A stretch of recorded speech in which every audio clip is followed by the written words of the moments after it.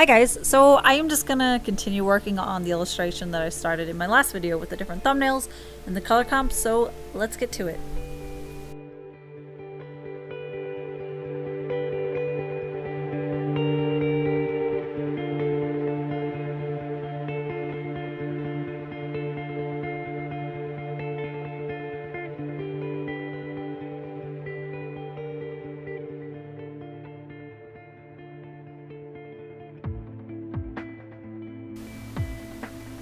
So I put up a little version of the photo reference that I took of myself in the corner so you can kind of see where I'm working from, and usually what my photo reference ends up looking. It's really doesn't have to be elaborate at all. It just has to get the basic pose down so I can have something visually to work off of and get the anatomy right. I really don't do this enough though, which is ridiculous because it really only took me it was less than 5 minutes to set up, and I ended up with about 15 photos of varying different poses so that I could get exactly what I wanted to work off of and make it right. It just makes creating the illustration so much quicker and smoother and stressless when it comes to creating the pose that I want.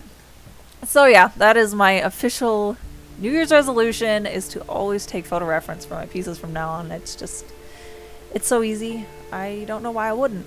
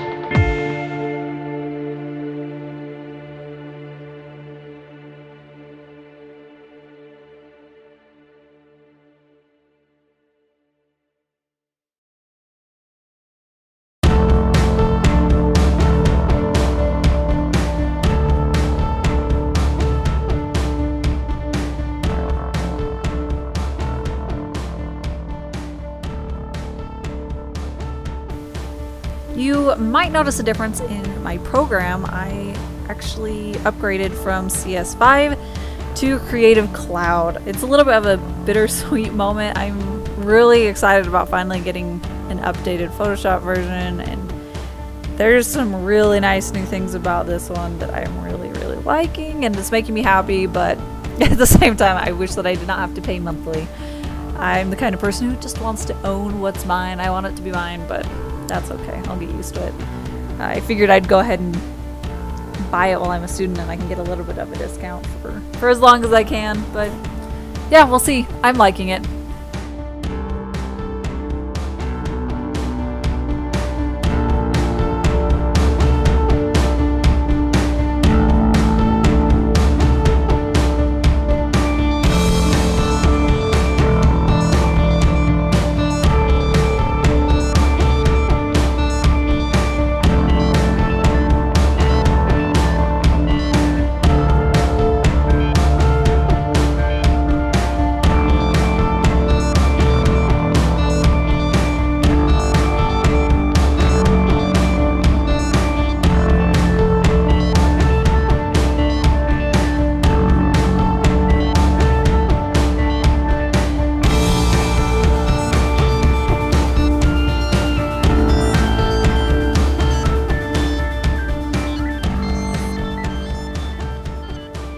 I love this texture right here. Every time I use it in other illustrations, it always makes me think of the craters of the moon and moon texture, so I'm so excited that I can actually use it for what it makes me think of.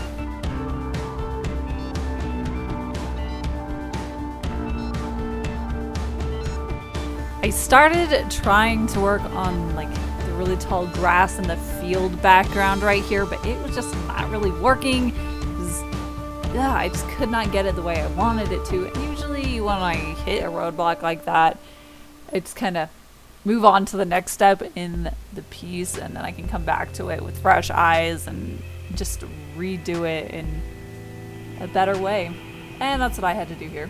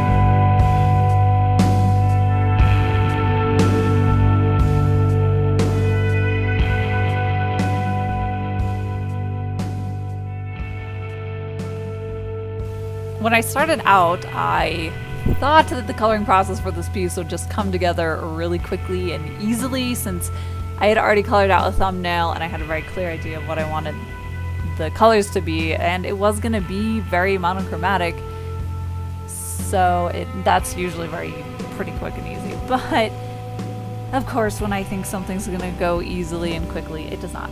In the end, it was still monochromatic, but for some reason I just could not settle on the specific shade or hue of any of the colors, so I just fussed with it for hours and it was ridiculous. But I guess sometimes I just have to work through things until it feels right, even though in the end it didn't really make that much of a difference between the colors. But it's okay, as long as I like it in the end, which I do.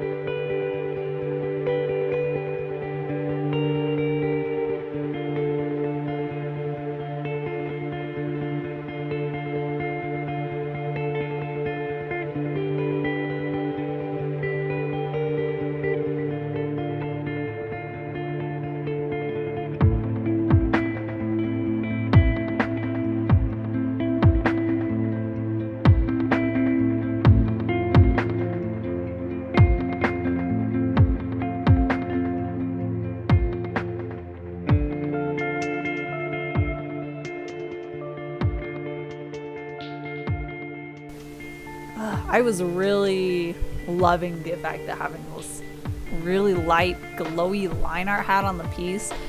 I didn't plan that from the beginning, and it just kind of happened, and I love it. I'm so excited.